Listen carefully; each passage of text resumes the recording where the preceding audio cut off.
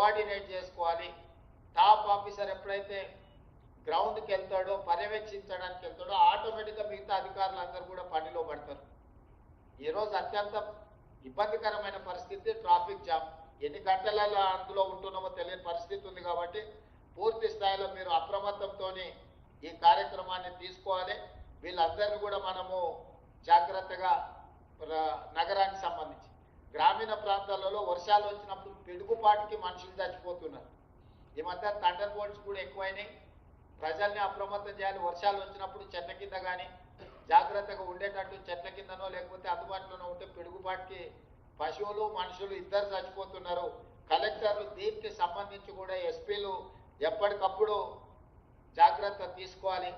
ఎక్కడైనా అనుకోని పరిస్థితుల్లో ఈ పిడుగుపాటికి ఎవరైనా మరణిస్తే ఎంబడి ఆ కుటుంబాలను ఆదుకోవడానికి, ఆ పశువులు చనిపోయినా మనుషులు చనిపోయినా వాళ్ళకి నష్టపరిహారం ఏ విధంగా ఉండాలి, వాళ్ళకి ఏదైనా సాయం చేయాలంటే కూడా ఎఫ్ఐఆర్ చేయాలా. ఎంబడెంబడే ఆ ఎఫ్ఐఆర్లు చేయించి అక్కడ స్థానికంగా ఉండే ఎంఆర్ఓలను మిగతా అధికారులను కూడా అప్రమత్తం చేసి వాళ్ళను మనము జాగ్రత్తగా హ్యాండిల్ చేయలేదని అనుకునే పరిస్థితి వస్తే కలెక్టర్లు వీటి మీద ప్రత్యేకమైన దృష్టి పెట్టాలి. అదేవిధంగా వర్షాలు వచ్చినప్పుడే వర్షాలతో పాటు సీజనల్ డిసీజెస్, అంటు రోగాలు, ముఖ్యంగా అటవీ ప్రాంతంలో ఆదిలాబాదు, ఖమ్మం, భద్రాచలం, ఐటీడీఏ ప్రాంతాలలో ఉండే గిరిజనులు ప్రధానంగా ఈ అంటువ్యాధులకు బారిన పడుతున్నారు. వాళ్ళకు రవాణా సౌకర్యాలు లేకపోవడం, రవాణా సౌకర్యాలు ఉన్న వైద్య సహకారం సరిగ్గా అందకపోవడం వల్ల ఈరోజు దీనికి సంబంధించి కూడా చాలా సమస్యలు వస్తున్నాయి. వర్షాలు వచ్చినప్పుడు డెంగ్యూ కానీ, చికెన్ గున్యా కానీ, మలేరియా కానీ, ఇవన్నీ దోమల వల్ల కలిగే అనారోగ్యాలు. ఇవన్నీ కూడా ఎక్కడైతే నీళ్లు మల్లబడతాయో, ఎక్కడైతే మడుగులాగా నీళ్ళు ఏర్పడతాయో అక్కడ ఈ దోమలు ఎక్కువ పెరగడానికి అవకాశం ఉంది. ఎంబడే వాటి మీద కిరోసిన్ చల్లడం కానీ, లేకపోతే దోమల మందు కొట్టడం కానీ, వీటన్నిటికీ సంబంధించి కూడా ముందస్తు జాగ్రత్తలు తీసుకోవాలి. ఎక్కడికక్కడ డ్రైనేజీ క్లీన్ చేయడం కానీ, మోరీలను క్లీన్ చేయడం కానీ, అవసరమైతే దానికి అవసరమైన మందులు చల్లడం కానీ చేయడం కానీ ఇమ్మీడియట్గా దీనికి సంబంధించి తీసుకోవాలి. అదేవిధంగా పిహెచ్సి సెంటర్లలో, జిల్లా ఆసుపత్రుల, ఏరియా హాస్పిటల్స్లో కానీ, డిస్ట్రిక్ట్ హాస్పిటల్స్లో కానీ డాక్టర్లు అందరూ కూడా విధులలో ఉండేటట్టు చూడాలి. డాక్టర్లు ఎవరు ఆబ్సెంట్ అయినా, వైద్య సిబ్బంది రాకపోయినా కూడా ప్రజలకు అసౌకర్యం కలుగుతుంది. కాబట్టి కలెక్టర్స్ పర్యవేక్షించాలి. ప్రభుత్వ ఆసుపత్రుల్లో పనిచేస్తున్న డాక్టర్లను అప్రమత్తం చేయాలి. వాళ్ళందరూ కూడా విధులకు హాజరయ్యేటట్టు చూడాలి. అదేవిధంగా వాళ్ళకు మందులు అందుబాటులో కూడా ఉండేటట్టుగా చర్యలు తీసుకోవాలి.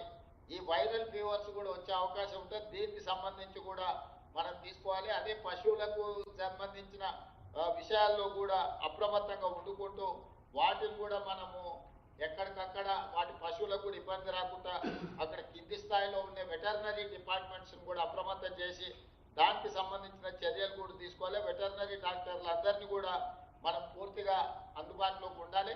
మీరు ఎప్పటికప్పుడు కలెక్టర్లకు నా సూచన ఒకటే, మీరు సడన్ ఇన్స్పెక్షన్లు చేయవలసిందే. ప్రైమరీ హెల్త్ సెంటర్స్ కానీ, ఏరియా హెల్త్ సెంటర్స్ కానీ, డిస్ట్రిక్ట్ హాస్పిటల్స్ కానీ మీరు కలెక్టర్లు విధిగా మీరు పర్యవేక్షించాలి. మీరు సడన్ ఇన్స్పెక్షన్స్ చేయాల్సిందే. వెటర్నరీకి సంబంధించిన దాంట్లో కూడా మీరు ప్రత్యేకంగా దృష్టి పెట్టాలి. మీకు ఏఎల్సీలు, అడిషనల్ కలెక్టర్స్, లోకల్ బాడీస్ కూడా ఉన్నారు. వాళ్ళందరూ కూడా ఫీల్డ్ మీదకి వెళ్ళాలి. ఐఏఎస్ ఆఫీసర్లు ఎవరున్న జిల్లా పరిధిలో మీరు క్షేత్రస్థాయిలో హాఫ్ డే పర్యటనలకు, సడన్ ఇన్స్పెక్షన్లకు ఖచ్చితంగా వెళ్లాల్సిందే. సెకండ్ హాఫ్ అంతా ఆఫీస్లో కూర్చోండి. ఫస్ట్ హాఫ్ పొద్దున్నే 7 o'clock లేచి మీరు ఫీల్డ్ మీద ఎప్పుడైతే ఇన్స్పెక్షన్స్ పోతారో మిగతా కింది స్థాయి సిబ్బంది కూడా అప్రమత్తంగా ఉంటారు.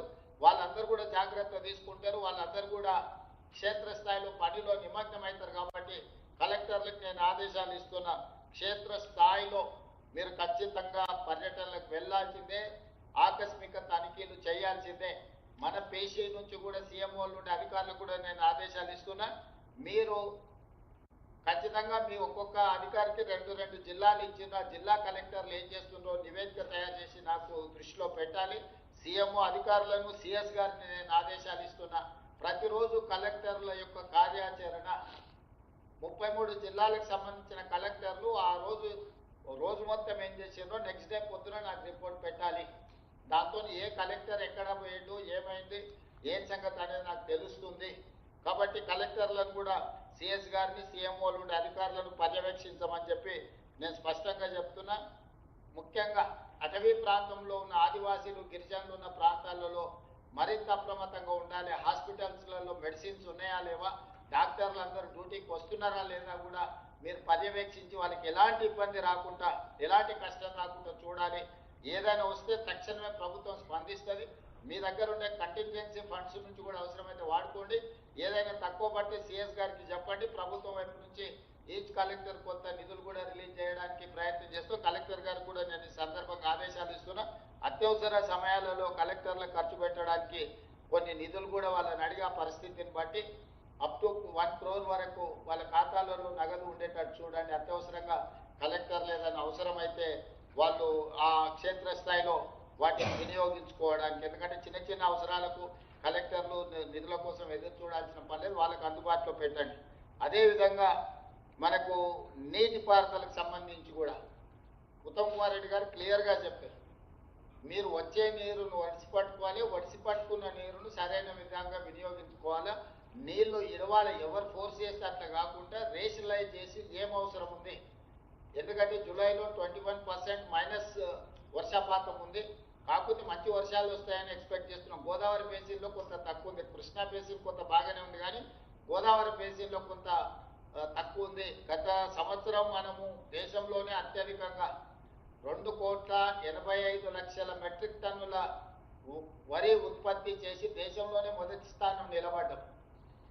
ఈరోజు ప్రజలు వరి ఉత్పత్తిలో చాలా పోటీ పడి పెడుతున్నారు. కాబట్టి ఎలాంటి క్రాప్ లాస్ లేకుండా వాటర్ మేనేజ్మెంట్ అనేది